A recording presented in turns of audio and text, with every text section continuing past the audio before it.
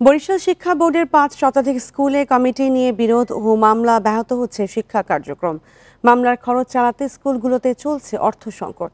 এতে শিক্ষার পরিবেশ বিঘ্নিত হওয়ার ক্ষুব্ধ অভিভাবকেরা।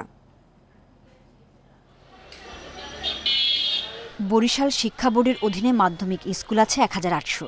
আহ্বায়ক ও ম্যানেজিং কমিটির মাধ্যমে পরিচালিত হয় এসব স্কুল। তবে ম্যানেজিং কমিটি গঠন নিয়েই অস্থিরতার কবলে অনেক শিক্ষা প্রতিষ্ঠান। গত ৪ বছর বহিষ্কার হয়ে পালিয়েছিলেন একে আসমত আলী খানের শিক্ষক HM জসিমউদ্দিন। বহিষ্কার হয়ে ২০ মাস পালিয়ে থাকতে হয়েছে শেরেবাংলা বালিকা মাধ্যমিক বিদ্যালয়ের প্রধান শিক্ষককে। এই দুই স্কুলে আছে একাধিক মামলা। ক্লাস ফেলে শিক্ষকদের ঘুরতে হচ্ছে আদালতে। আমার বিরুদ্ধে মিথ্যা মামলা দিয়ে প্রায় ৪টি বছর আমাকে বিদ্যালয়ের বাইরে রেখেছে। আমি ছেলেমেয়ের সহ মানবতা জীবনযাপন করেছি। সভাপতি ছিলেন সরকারি কর্মকর্তাগণ, সেখান থেকে নিয়ে আসা হয়েছে দলীয় লোক সভাপতি করা হয়েছে। এটা খুব ভালো বলে আমি মনে করি না। শিক্ষকদের দাবি বিরোধ নিয়ে আদালতে যাওয়ার আগে সঠিকভাবে যাচাই বাছাই হলে জটিলতা কমানো সম্ভব। মামলা যারা নেয় তাদের যারা করতে যায় তাদের সাথে একটু যদি বিবেচনা করে, একটু খোঁজখবর নিয়ে দেখে যে আসলে মামলাটা করাটা কতটা যৌক্তিক, তাহলে মনে ভালো হয়। এদিকে স্কুলগুলোতে বিরোধ নিষ্পত্তির জন্য প্রয়োজনীয় পদক্ষেপ নেওয়ার কথা জানিয়েছে শিক্ষা বোর্ড। আমার কর্মকালীন সময়ে আমি অতি দ্রুত নিজে উদ্যোগ নিয়ে এই মামলাগুলো নিষ্পত্তির চেষ্টা করব, যাতে আমার শিক্ষার মান উন্নয়ন অব্যাহত থাকে। দরকার হলে আমি এই মামলাগুলো পরিচালনার জন্য আমি একটা মনিটরিং সেল বা মনিটরিং কমিটি করব, যারা নিয়মিতভাবে আমরা এটার তথ্য পেতে পারি। বরিশাল শিক্ষা বোর্ডের ৫০২টি স্কুল কমিটি নিয়ে দ্বন্দ্ব মামলায় জর্জরিত। এর মধ্যে ৮৬টি স্কুলের মামলা গড়িয়েছে উচ্চ আদালত পর্যন্ত। Independent news. এ নিয়ে আরো জানাতে খুলনা থেকে যুক্ত হচ্ছেন সহকর্মী অভিজিৎ পাল। অভিজিৎ, কমিটির দ্বন্দ্বে ভুগছে স্কুল শিক্ষার্থীরা, কি বলছেন অভিভাবকরা?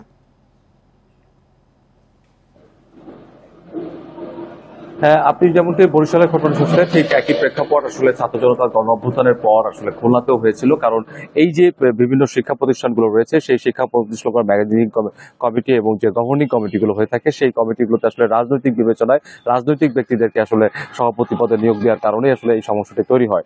এবং আমরা এখানকার যিনি খুলনা জেলার ভারপ্রাপ্ত শিক্ষা কর্মকর্তা রয়েছেন মোহাম্মদ শামসুল হক, আমরা তার সঙ্গে কথা বলেছি এবং তিনি আমাদেরকে জানিয়েছেন যে খুলনা জেলার মধ্যে প্রায় ২০০টি শিক্ষা প্রতিষ্ঠানে এখনো পর্যন্ত তাদের এই কমিটি নিয়ে সমস্যা রয়েছে এবং যার কারণে তারা একটি অ্যাডহক কমিটি করেছেন এবং সেই অ্যাডহক কমিটিতে প্রধান শিক্ষককে সেই যে থানায় শিক্ষা প্রতিষ্ঠান রয়েছে সেই থানার ইউএনএফ সভাপতি করে এবং প্রধান শিক্ষককে সহসভাপতি করে ৪ সদস্যের একটি কমিটি তারা করে দিয়েছেন এবং এই কমিটিগুলো পরবর্তীতে নির্বাচনের মাধ্যমে আসলে তারা এই গভর্নিং কমিটি এবং ম্যানেজিং কমিটি সভাপতি সহ অন্যান্য পদে নির্বাচন করে তারা দায়িত্বশীলদেরকে দায়িত্ব বুঝিয়ে দিবেন।